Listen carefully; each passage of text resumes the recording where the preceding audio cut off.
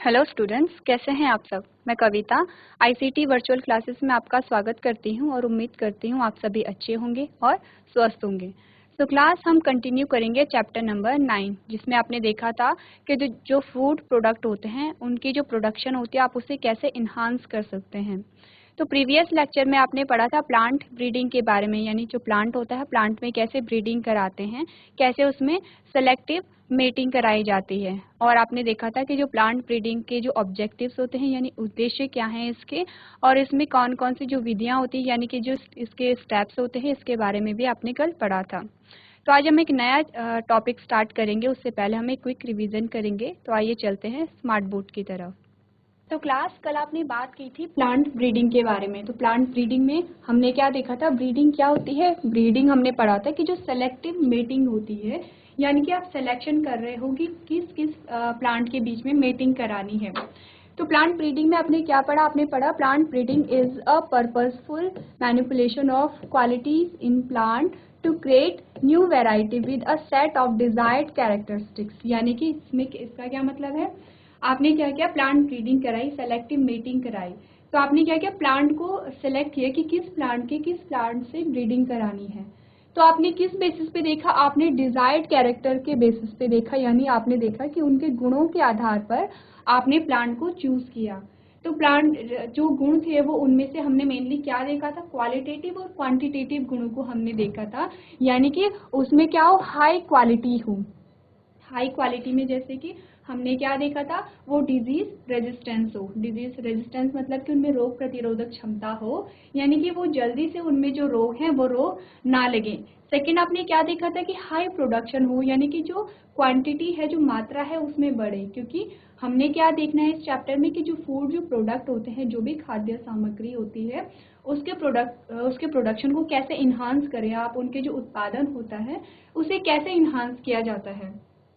तो यहाँ पे आपने क्या किया कि प्लांट्स विद हायर क्वालिटीज, यानी कि जिसमें अच्छे गुण हो, डिजीज रेजिस्टेंस हो, यानी कि उसमें रोग प्रतिरोधक क्षमता हो और अधिक पैदावार के लिए वो रिस्पॉन्सिबल हो। तो ऐसे प्लांट को आपने क्या किया, ऐसे प्लांट को आपने सेलेक्ट किया and cross to obtain plant with a desired quality. तो आपने क्या किया कि दो प्लांट उठाए, जैसे कि आपके पास बहुत सारे प्लांट थे, आपने क्या किया, दो प्लांट उठाए, उनमें से दो प्लांट को आपने चूज किया। उसमें से वो कौन से प्लांट थे जिनमें सुपीरियर कैरेक्टर थे। सुपीरियर कैरेक्टर को मैंने आपको बताया था कि जिसमें डिजायर्ड कैरेक्टर होते हैं, ऐसे कैरेक्टर जो कि आपको चाहिए, वो कैरेक्टर जब प्रेजेंट होते हैं तो उसे हमने क्या कहा, डिजायर्ड कैरेक्टर का। तो डिजायर्ड कैरेक्टर वाले प्लांट्स को आपने लिया और उनकी मेटिंग करा दी। फिर क्या हुआ, this result in a plant population with improve and desired trade. तो अब क्या हुआ, जब आपने दो प्लांट की मेटिंग कराई तो जो F1 जनरेशन निकली, जो पहली पीढ़ी में जो भी पौधे, जो भी प्लांट आपको प्राप्त हुए, वो कैसे प्राप्त हुए, इम्प्रूव थे, यानी उनमें सुधार था। जैसे कि हमने यहाँ पे इमेज के माध्यम से समझा कि माना यहाँ पे तीन फ्लावर है, एक तो ये वाला था जो रिमूव हो गया, एक ये था और एक ये था। अब यहाँ पे क्या हुआ, ये जो फ्लावर है ये क्या है, इसमें जो गुण है ये हाई प्रोडक्टिविटी का है, ये अधिक उत्पादन वाला गुण इसमें है। तो हमने क्या किया, यहाँ से इस वाले प्लांट को हटा दिया, इस वाले फ्लावर को, फिर इस वाले फ्लावर को भी हटा दिया। अब यहाँ पे भी क्या है, इसमें क्या है, ये फीमेल स्ट्रक्चर है और यहाँ पे क्या है, ये मेल स्ट्रक्चर है। तो यहाँ पे तीन आपको ये भी देखने को मिल रहा है, तीन आपको देखने को मिल रहे हैं। तो माना कि ये तीनों क्या है, इन तीनों में मेल क्या है, मेल पार्ट है, यानी कि इसमें मेल गैमीट प्रेजेंट होगा। अब मेल गैमेट में आपने इन तीनों को देखा, तो इनमें से इसके भी कैरेक्टर अच्छे नहीं थे, यानी अच्छे गुण नहीं थे, और इसमें भी अच्छे गुण नहीं थे, तो इसमें अच्छे गुण थे।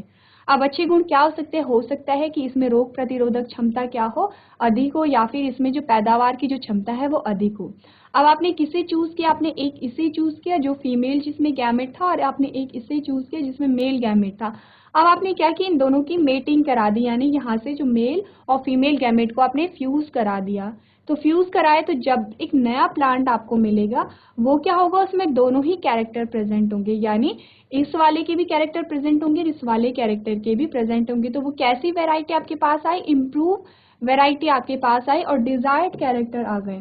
डिजायर्ड कैरेक्टर वो कैरेक्टर जो कि आपको चाहिए थे, आपको डिजीज रेजिस्टेंस भी चाहिए थी और हाई प्रोडक्टिविटी भी चाहिए थी।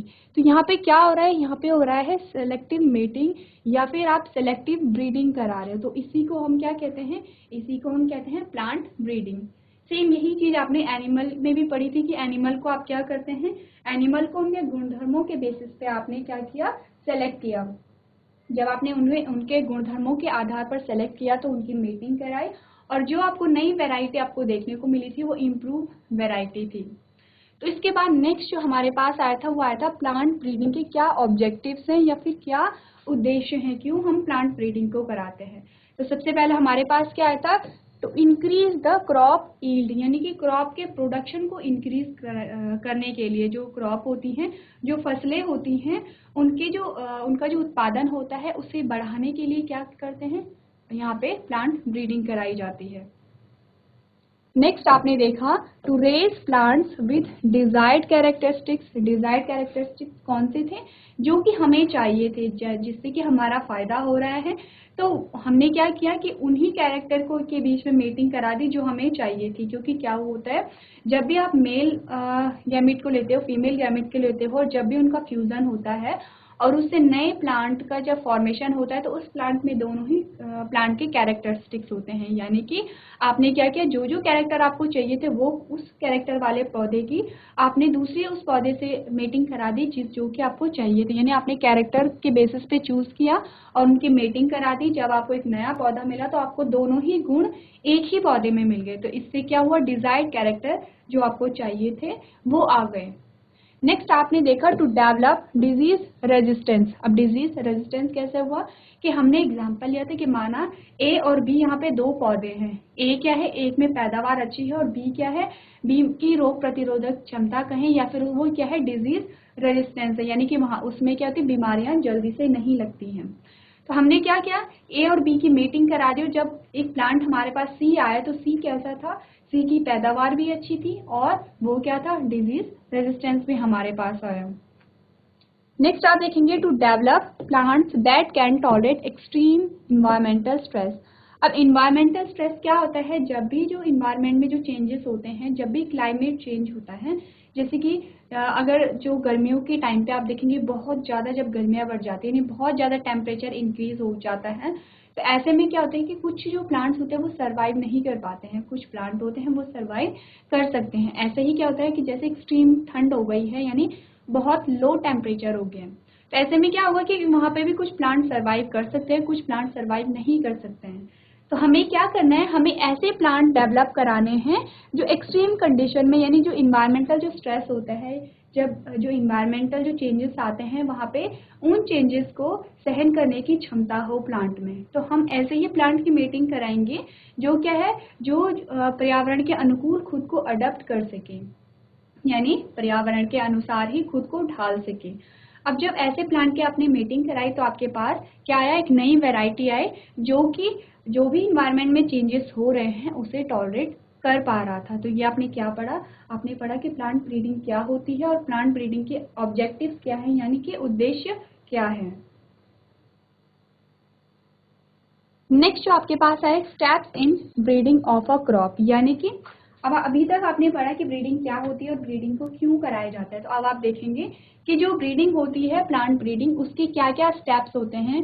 तो सबसे पहला जो स्टेप्स हमारे पास आता है वो आता है कलेक्शन ऑफ वेरिएबिलिटी। वेरिएबिलिटी यानी अलग अलग वैरायटी को आप क्या करेंगे, कलेक्ट करेंगे। जैसे कि हमने कल एग्जांपल लिया था वीट के प्लांट का, तो हमने क्या किया, वीट की जितनी भी वैरायटी थी, अभी अब आगे पढ़ेंगे, वीट की अलग अलग वैरायटी होती हैं।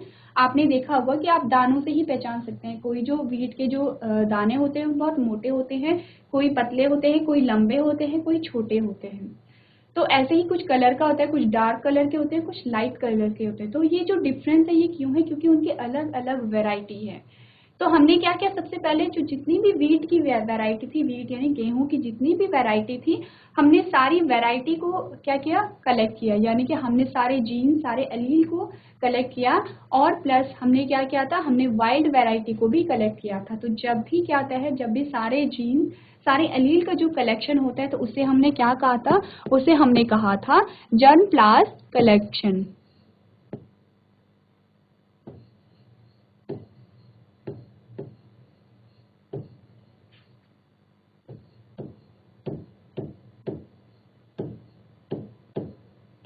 यानी जर्म प्लास्ट कलेक्शन क्या होता है, सारी जो एक आपने क्या ली, आपने एक स्पीशीज ली, यानी आपने क्या लिया, गेहूं का एक पौधा लिया, गेहूं के आपने सारे ही जीन्स को, सारे ही एलील्स को इकट्ठा कर दिया, यानी सारी वैरायटी को जब आपने कलेक्ट किया तो उसे हम कहते हैं जर्म प्लास्ट कलेक्शन। यानी जर्म प्लास्ट कलेक्शन में आपने सब चीज़ों को कलेक्ट कर लिया।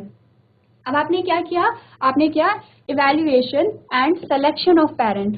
अब आपने सारे ही अलग अलग किस्मों को आपने एकत्रित किया और उसमें से अब आपको सेलेक्ट करना है कि इसमें जो पेरेंट्स है वो कौन सुपीरियर है, यानी कौन अच्छा है। इसमें हमने देखा था कि जैसे कि हमारे पास क्या आते हैं, जैसे हमारे पास कुछ प्लांट आते हैं,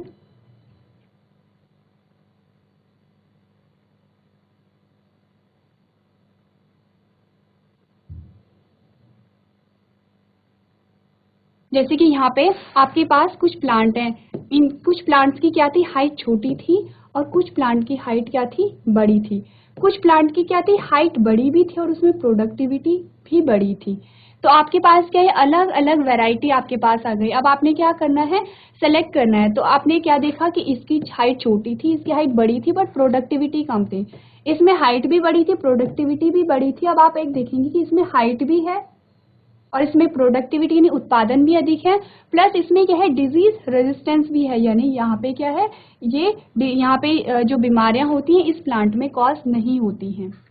तो आपने देखा कि आप यहाँ पे आप कलेक्ट करेंगे कि हाँ आप किसे किसे यहाँ पे मेटिंग करा सकते हैं, यानी कि आप पेरेंट्स की यहाँ पे सिलेक्शन करेंगे। तो आपने देखा ये क्या है, इसमें ये जो है इसमें अधिक पैदावार है, यानी कि इसमें क्या है, अधिक, आप देख रहे हैं इसकी जो बाली है वो क्या है, बड़ी है और इसमें अधिक पैदावार है।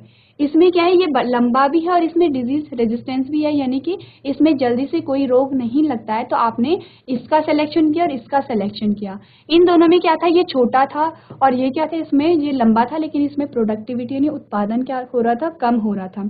तो आपने क्या किया, आपने पेरेंट्स का सिलेक्शन यहाँ पे कर दिया। आपने एक तो इसे चूज किया और एक इसे चूज किया।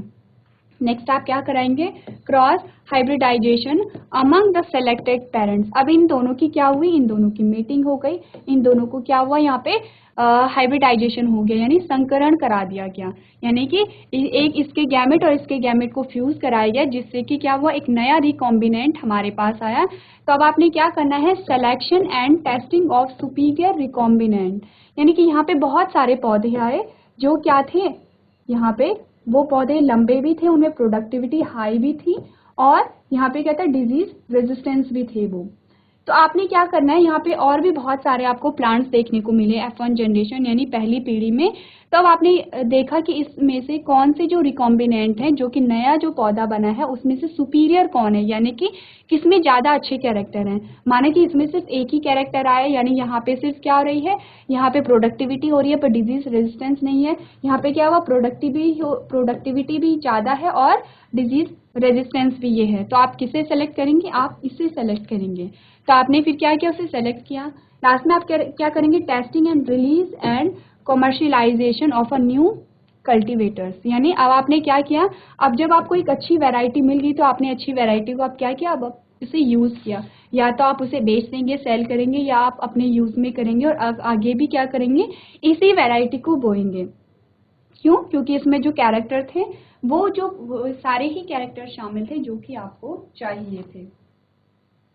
नेक्स्ट जो हमारे पास आता है, अब आपके पास आता है वीट एंड राइस, यानी कि आपने जब पहले पढ़ा था ब्लू रिवॉल्यूशन के बारे में पढ़ा था, यानी कि आपने नीली क्रांति के बारे में पढ़ा था। नीली क्रांति किससे रिलेटेड थी, नीली क्रांति थी पानी से रिलेटेड, यानी जो पानी में जो भी जीव प्रेजेंट हैं उनकी जो पैदावार में जो बढ़ोतरी को हमने क्या कहा था, हमने उसे नीली क्रांति कहा था।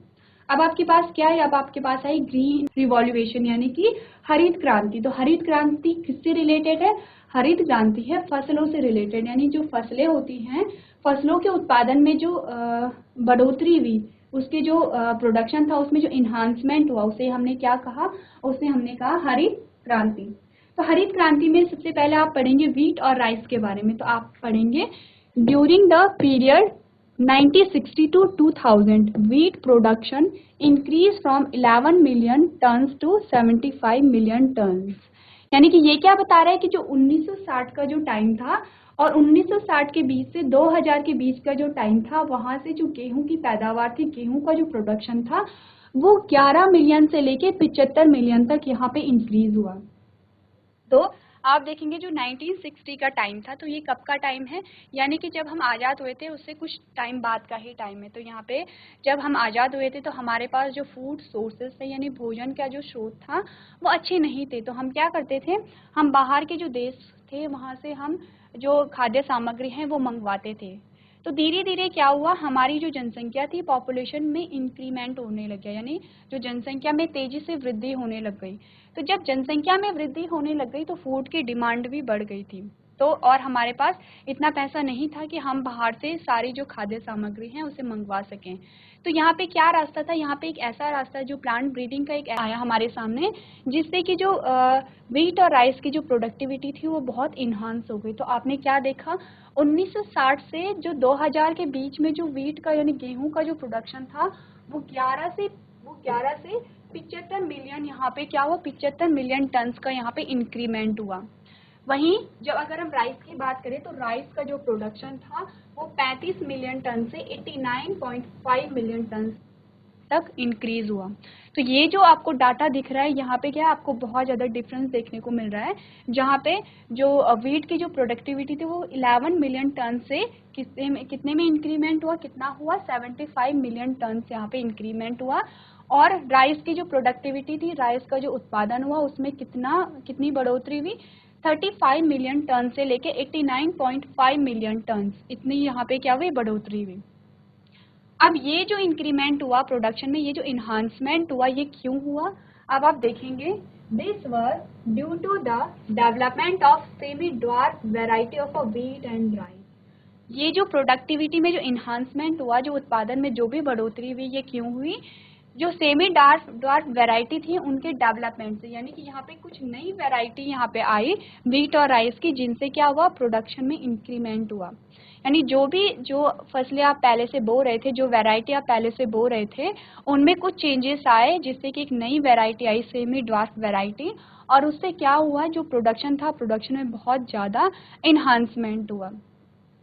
तो ये जो इन्हांसमेंट हुआ, अगर आप इस प्लांट ब्रीडिंग की बात करें तो इंडिया में MS स्वामीनाथन का जो प्लांट ब्रीडिंग में, यानी कि ये जो प्रोडक्शन में जो इंक्रीमेंट हुआ था, उनका बहुत बड़ा हाथ है। तो अगर आप बात करें कि यहाँ पे नॉर्मन एक साइंटिस्ट थे, उन्होंने क्या किया कि उन्होंने जो international centre for wheat and मेज इम्प्रूवमेंट इन मैक्सिको, यानी कि जो नॉर्मन थे वो मैक्सिको में थे, और कहाँ पे प्रेजेंट थे, international centre for wheat and मेज डेवलपमेंट, वहाँ पे ये क्या थे, वहाँ पे थे। तो इन्होंने क्या किया, इन्होंने डेवलप की semi dark variety of wheat, यानी कि जो वीट की जो सेमी डार्क वैरायटी थी वो उन्होंने डेवलप की। किसने डेवलप की, नॉर्मन ने डेवलप की, और कहाँ पे थे, ये मैक्सिको में प्रेजेंट थे। तो जिस सेंटर में इन्होंने ये जो वैरायटी थी वीट की वो डेवलप की, उसका नाम क्या है, international centre for wheat and मेज इम्प्रूवमेंट।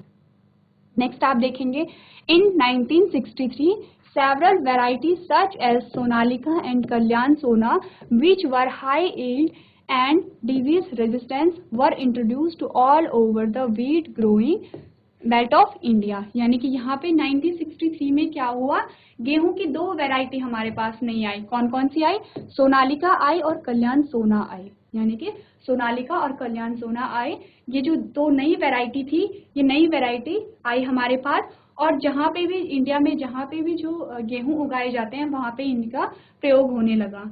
इसी से क्या हुआ, इसी से गेहूं की जो पैदावार थी उसमें बढ़ोतरी हुई। तो ये जो दो वैरायटी आई, ये कैसे आई, जो ये कैसी वैरायटी है, सेमी डार्क वैरायटी है, यानी कि यहाँ पे क्या हुई, ब्रीडिंग कराई गई और एक नई जो वैरायटी थी उसको क्या किया गया, उसे डेवलप कराया गया, जिसे सोनालिका और कल्याण सोना कहेंगे। तो सोनालिका और कल्याण सोना किसकी वैरायटी है, वीट की वैरायटी है, ये आपको याद रखना है। तो उसके बाद आप देखेंगे, semi dark rice varieties were derive from IR8, and जो IR8 था वो कहाँ की जो वैरायटी थी, developed eight international rice research institute Philippines. यानी कि जो राइस की जो वैरायटी थी, राइस की भी नई वैरायटी आई, और ये जो वैरायटी जो डेवलप हुई, ये दो वैरायटी से हुई। एक तो था IR8 और एक था ताइचुंग नेटिव 1। यानी कि IR8 और ताइचुंग नेटिव 1 की क्या करा दी गई, मेटिंग करा दी गई। दो वैरायटी हैं ये, एक आपके पास क्या है IR8 आया, एक ताइचुंग नेटिव 1 आया। अब जो IR8 था वो कहाँ से बिलोंग करती थी, ये जो वैरायटी थी ये थी developed eight international rice research institute IRRI, जो कि कहाँ है, फिलीपींस में है। और जो सेकेंड जो वैरायटी थी जिसकी मेटिंग कराई गई वो थी ताइचुंग नेटिव, ये कहाँ से थी, ये फ्रॉम ताइवान से थी, यानी ताइचुंग नेटिव 1 ताइवान से बिलोंग करती थी। The derivatives were introduced in 1966. Later, better yielding semi-dark varieties Jaya and Ratna were developed in India. यानी कि आपने क्या देखा यहाँ पे, आपने देखा कि जो राइस की जो वैरायटी थी, एक नई वैरायटी आपने देखी जिसका नाम आपने देखा जया और रत्ना। तो जया और रत्ना कैसे इनका जो डेवलपमेंट हुआ वो कैसे आया, यहाँ पे दो जो वैरायटी थी उनकी क्रॉसिंग कराई गई, उनकी क्या कराई गई, ब्रीडिंग कराई गई। पहली जो वैरायटी थी वो IR8 थी जो कि फिलीपींस से थी, और जो दूसरी जो वैरायटी थी वो ताइचुंग नेटिव 1 थी जो कि कहाँ से थी, जो कि ताइवान से थी।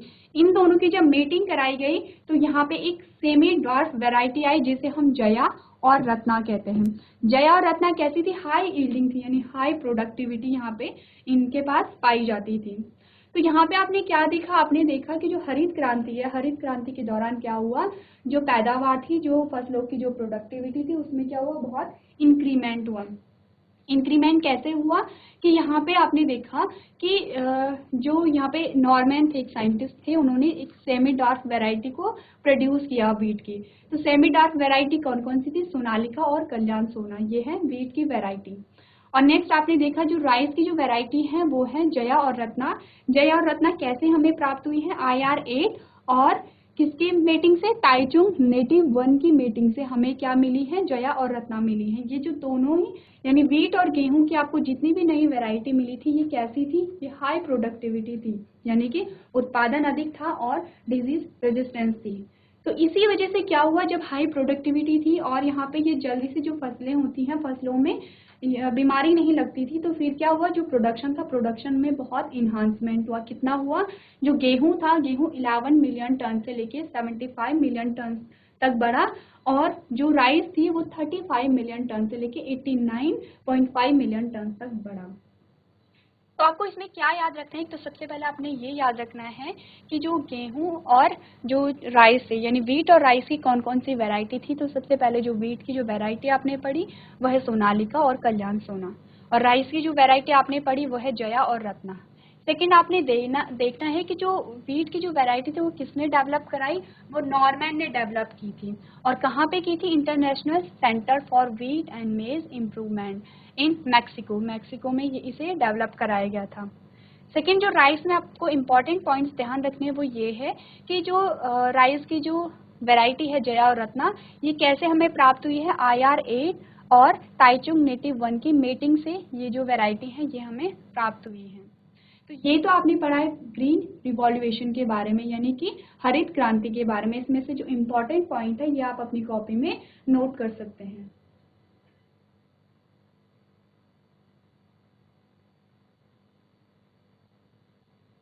चलिए नेक्स्ट जो हमारे पास आता है वो आता है शुगर केन, यानी कि अभी तक आपने किसकी बात की थी, आपने बात की थी वीट और राइस की। अब हम शुगर केन के बारे में बात करेंगे। तो आप देखेंगे सेकेरम बारबी, यानी कि ये क्या है, शुगर केन की एक वैरायटी है जिसके बारे में आपको बताया जा रहा है कि saccharum Barbie was originally grown in north India, यानी कि जो सेकेरम बारबी थी, जो शुगर केन की एक वैरायटी थी, इसे नॉर्थ इंडिया में ग्रो कराया गया था, but had a poor sugar content and yield. पर क्या हुआ कि इसमें जो शुगर कंटेंट था, इसमें शुगर कम मात्रा में था, प्लस क्या था, इसकी जो पैदावार थी, प्रोडक्टिविटी थी, वो भी क्या थी, कम थी। नेक्स्ट आप देखेंगे tropical canes grown in South India, saccharum officinarum, यानी कि आपने दो वैरायटी देखी यहाँ पे शुगर केन की, एक तो सेकेरम बारबी और दूसरा क्या था, सेकेरम ऑफिसिनेरम। तो यहाँ पे दो वैरायटी है। तो सेकेरम बारबी कहाँ ग्रो हो रहा है, कहाँ ये उगाया जा रहा है, ये नॉर्थ इंडिया में उगाया जा रहा है, और जो सेकेरम ऑफिसिनेरम है ये कहाँ पे उगाया जा रहा है, ये साउथ इंडिया में उगाया जा रहा है। अब जो सेकेरम ऑफिसिनेरम था वो कैसा था, had thicker stem and high sugar content. अब जो सेकेरम ऑफिसिनेरम था, इसके जो तने थे वो मोटे थे, इसमें शुगर कंटेंट अधिक था, और इसकी जो पैदावार थी वो कैसी थी, वो अधिक थी। तो जैसे कि आप यहाँ पे देखेंगे कि जो सेकेरम बारबी का जो पौधा है वो ये है और सेकेरम ऑफिसिनेरम का जो पौधा है वो प्लांट है वो ये है। तो यहाँ पे आपको देखेंगे जो स्टेम है वो बहुत पतला सा है, यानी आप झाड़ी जैसी संरचना आपको देखने को मिल रही है। और यहाँ पे जो स्टेम है, जो शुगर केन का जो स्टेम है उसकी जो थिकनेस है वो अच्छी है, यानी कि शुगर कंटेंट इसमें अच्छा है। फिर क्या हुआ कि जो सेकेरम ऑफिसिनेरम था जिसके पास क्या था, थिक स्टेम था, हाई प्रोडक्टिविटी थी, जब इसे नॉर्थ में उगाया गया तो ये यहाँ पे क्या हुआ, नहीं उगा, यानी कि but did not grow well in north India, यानी नॉर्थ इंडिया में जब इसे उगाया गया तो ये अच्छे से नहीं उग पाया था। जबकि क्या हो रहा था, जबकि साउथ में ये बहुत अच्छे से उग रहा था, बहुत अच्छी इसकी पैदावार हो रही थी। तो फिर क्या कराया गया, these two species were successfully cross to get sugar cane varieties. तो इसके बाद क्या हुआ कि इन जो दोनों वैरायटी थी, कौन सी दोनों वैरायटी, सेकेरम बारबी और सेकेरम ऑफिसिनेरम, इन दोनों को क्या कराया गया, इन दोनों की क्रॉस कराई गई, मेटिंग कराई गई। इसके बाद क्या हुआ, desired quality of high yield, thick stem, high sugar and ability to grow in the sugar cane areas of a North India. इसके बाद क्या हुआ, एक तो डिजायर्ड क्वालिटी मिली, क्वालिटी क्या हुई, जब दोनों की मीटिंग कराई गई तो क्या हुआ, दोनों की क्रॉस कराया गया तो क्या हुआ, एक जो क्वालिटी मिली वो डिजायर्ड क्वालिटी थी, जिसमें क्या क्या था, हाई यील्ड था, यानी जो प्रोडक्टिविटी थी, जो पैदावार थी वो ज़्यादा थी, जो स्टेम यानी तने थे वो थिक थे यानी मोटे थे, उसमें जो शुगर था, शुगर कंटेंट था वो क्या था, अधिक था।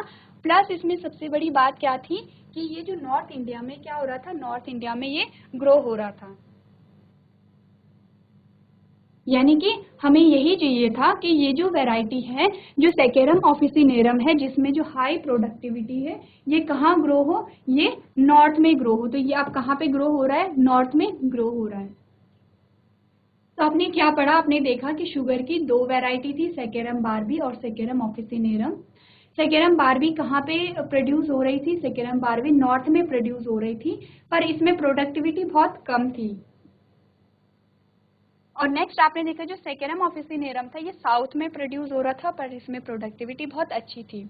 अब क्या हुआ कि जब नॉर्थ में जो गन्ने की प्रोडक्टिविटी को बढ़ाने के लिए इसी वैरायटी को यानी सेकेरम ऑफिसिनेरम को क्या कर दिया गया, सेकेरम ऑफिसिनेरम को नॉर्थ में उगाया गया। तो जब इसे नॉर्थ में उगाया गया तो ये अच्छे से नहीं उगा, यहाँ पे क्या हुई, इसकी जो पैदावार थी वो अच्छे से नहीं हुई। उसके बाद क्या किया गया कि इन दोनों की, इसकी और इसकी क्या करा दी गई, मेटिंग करा दी गई। जब मेटिंग यानी क्रॉस इनका कराया गया तो जो नए जो वैरायटी गन्ने की मिली वो क्या हो रही थी, उसमें क्या था, उसमें प्रोडक्टिविटी भी हाई थी, गन्ने का जो स्टेम था, जो तना था वो भी थिक था, और उसमें जो शुगर कंटेंट था वो भी हाई था। प्लस क्या हो रहा था, ये नॉर्थ में भी ग्रो हो रहा था। तो आपने देखा कि जो ब्रीडिंग होती है, जो क्रॉस हो रहा है, जो सेलेक्टिव मेटिंग हो रही है प्लांट्स के बीच में, वो कितना ज़्यादा हमें फ़ायदा दे रही है कि जो सेम जो स्पीशीज़ थी जो साउथ में अच्छे से ग्रो हो रही थी, जो नॉर्थ में ग्रो नहीं हो पा रही थी, जब उसकी क्या सेलेक्टिव ब्रीडिंग कराई गई तो फिर क्या हुआ, वो नॉर्थ में भी ग्रो होने लग गई। प्लस क्या हुआ, जो प्रोडक्टिविटी थी वो भी हमें मिल गई। तो इसे ही हम कहते हैं कि हम गुणों के आधार पर सेलेक्ट करते हैं।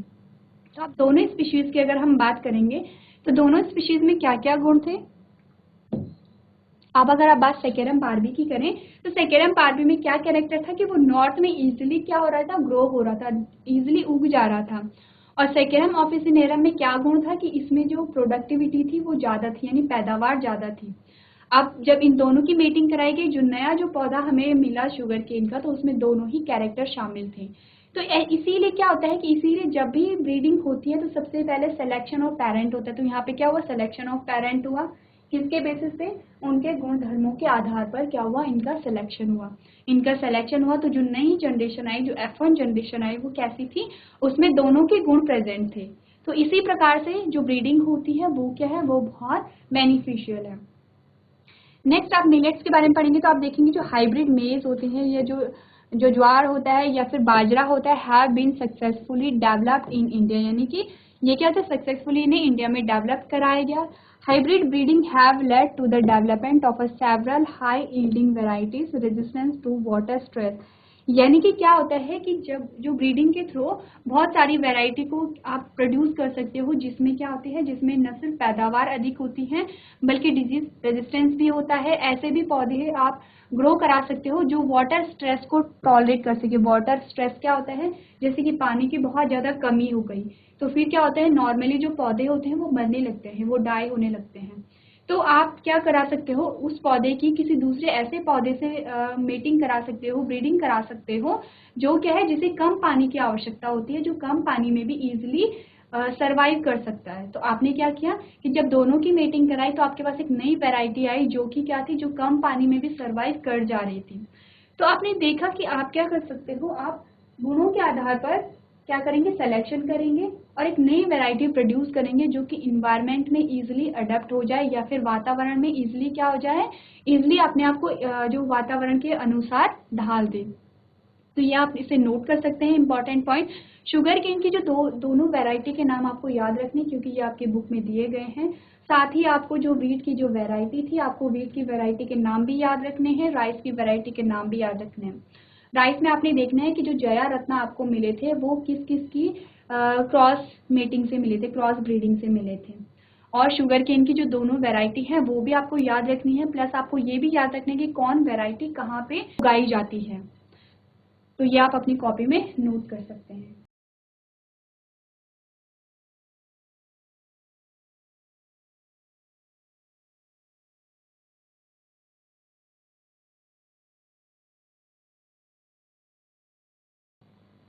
तो यहाँ पे जो आपका ग्रीन रिवॉल्यूशन था, यानी जो हरित क्रांति का जो टॉपिक था वो कंप्लीट हो गया। आपने हरित क्रांति में कितनी स्पीशीज के बारे में पढ़ा, आपको मेनली व्हीट, राइस और शुगर केन का नाम आपको याद रखना है। नेक्स्ट जो हमारे पास आता है वो आता है plant breeding for disease resistance. अभी तक हमने क्या क्या प्लांट ब्रीडिंग कराई कि हमें ज़्यादा क्या चाहिए, ज़्यादा पैदावार चाहिए। पैदावार के साथ साथ हमें ऐसी भी वैरायटी चाहिए कि जो जो फसलें जो हो जल्दी खराब ना हो, क्योंकि अगर फसलें खराब हो जा रही हैं तो जो प्रोडक्टिविटी होती है वो ज़ीरो हो जाती है, यानी कि फसलें खराब हो गई तो आपको कुछ भी वहाँ से हासिल नहीं होगा। तो आपने पहले तो ऐसी वैरायटी को प्रोड्यूस किया, ऐसी वैरायटी को आपने उत्पन्न किया कि जहाँ पे जो पैदावार है, जो प्रोडक्शन हो रहा है वो ज़्यादा हो। नेक्स्ट आपने क्या किया कि डिजीज रेजिस्टेंस वैरायटी को देखा, यानी कि ऐसी वैरायटी की कि जिसमें जो बीमारियां हैं वो ना लगे, फसलें खराब ना हो। तो आप देखेंगे several fungal bacterial and viral pathogens affect the yield and quality of plant product. यानी कि यहाँ पे क्या हो रहा है, बहुत सारे फंगल जो फफूंद होता है, बहुत सारे बैक्टीरिया होते हैं, बहुत सारे जो वायरल जो पैथोजेंस होते हैं, वो क्या करते हैं, वो जो पैदावार होती है और क्वालिटी होती है प्लांट की, उन्हें क्या करते हैं, वो इफेक्ट करते हैं। यानी कि प्लांट की जो पैदावार होती है और जो भी प्रोडक्ट की जो क्वालिटी होती है उसे ये प्रभावित करते हैं।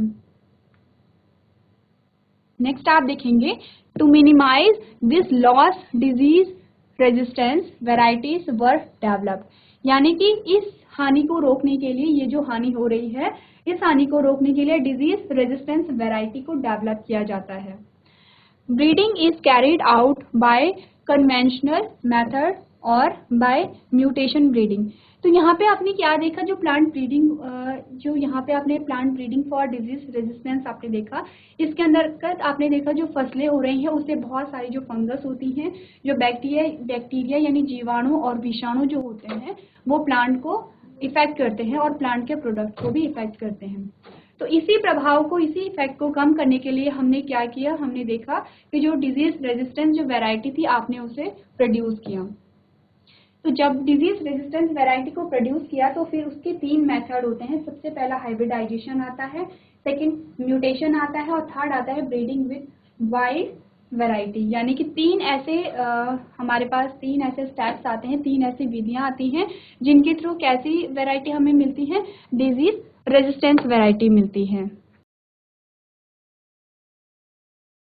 तो क्लास, ये जो टॉपिक है हम इसे आगे की जो नेक्स्ट क्लास होती है वहाँ पे कंटिन्यू करेंगे। अभी तक आपको क्या देखना है, आपने जो भी अभी तक पढ़ा है उसे आपको रिवाइज करना है, प्लस जो भी वैरायटी के नाम आपको बताए गए हैं उसे आपको लर्न करना है।